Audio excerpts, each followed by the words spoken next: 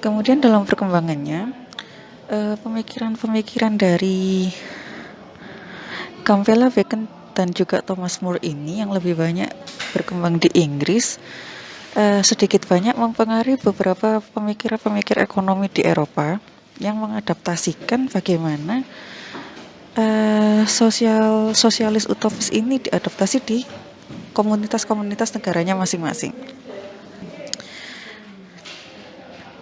Di Skotlandia ada Robert Owen, seorang pengusaha tekstil. Ini berusaha mengembangkan komunitas pabrik yang sifatnya lebih humanis dan juga manusiawi, dan juga membentuk desa-desa yang berasaskan pada kooperasi. Kemudian ada Führer yang Führer ini berupaya untuk membangun komunitas yang berdasarkan pada kooperasi, yang disebut oleh Führer ini sebagai Phalanx, yaitu sebuah kompleks apartemen yang dikelilingi oleh daerah pertanian. Phalanx ini atau apartemen ini dihuni oleh 1.000 sampai 2.000 orang yang mencoba memenuhi kebutuhan semua anggota komunitasnya. Kemudian selanjutnya ada Louis Blanc. Louis Blanc ini berupaya membangun koperasi produksi yang dapat dimiliki oleh kaum buruh pabrik dan bisa mengintervensi atau mendesak pemerintah untuk memberdayakan ekonomi kaum buruh.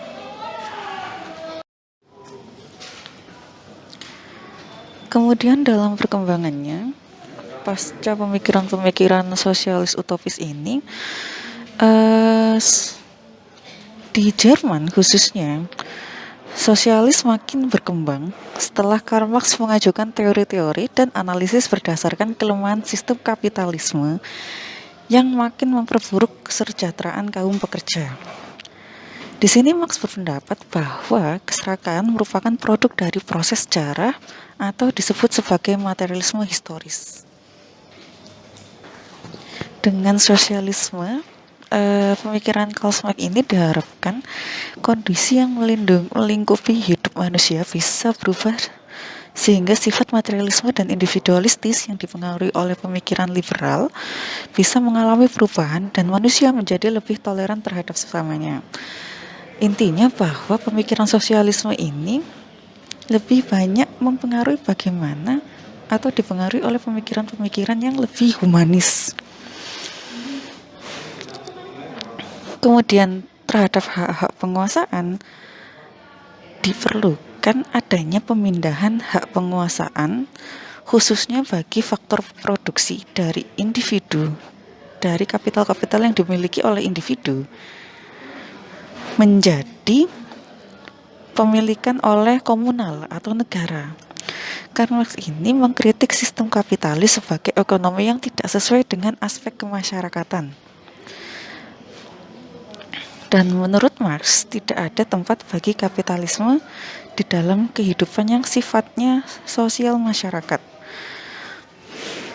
Maka harus ada revolusi yang dilakukan untuk menghancurkan sistem kapitalisme ini, alat-alat produksinya, dan juga modal-modal yang dimiliki oleh individu. Dan semuanya harus dikuasai oleh negara. Pemikiran sosialisme oleh Karl Marx ini lebih banyak diimplementasikan oleh Lenin. Jadi pemikiran-pemikiran Marx ini meskipun dia banyak mempengaruhi pemikiran-pemikiran ekonomi Jerman, tapi ternyata banyak yang defense, banyak yang menolak pemikiran Karl Marx. Tapi pemikiran Karl Marx ini ternyata sangat disetujui oleh ekonom-ekonom di Rusia, terutama Lenin, dan diimplementasikan di dalam institusi negara, diadaptasikan untuk bagaimana mengelola ekonomi suatu negara. Pada mulanya, Lenin ini mengutarakan berbagai hal yang harus dilakukan untuk mensosialisasikan paham baru kepada masyarakat Rusia setelah terjadinya pemerintahan lama. Di antara lain yang pertama adalah menggunakan propaganda bahwa komunisme adalah partai rakyat. Yang kedua, adanya infiltrasi organisasi masyarakat Dan yang terakhir, yang ketiga ini adalah melakukan tindakan kekerasan atau korsif yang sifatnya memaksa, di mana hal ini dilakukan untuk mengembangkan ideologi Lenin dalam masyarakat, dan masyarakat harus dimerdekakan dari penindasan pasar liberal yang ada di Rusia. Sehingga dari semua pemikiran, mulai dari sosialis utopis ini sampai di pemikiran Marx dan Lenin, kita tarik benangnya bahwa bagaimana sih peran pemerintah di dalam pemikiran ekonomi komunal ini.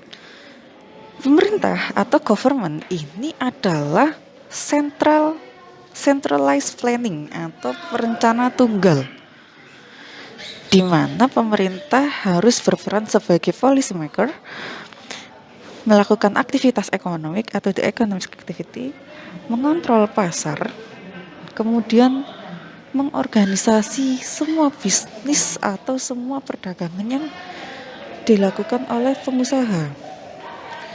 Pemerintah harus mengintervensi keseluruhan dari kegiatan-kegiatan ekonomi yang ada di negaranya.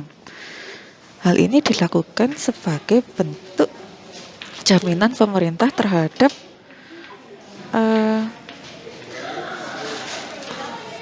ekonomi yang harus melindungi semua warga negaranya.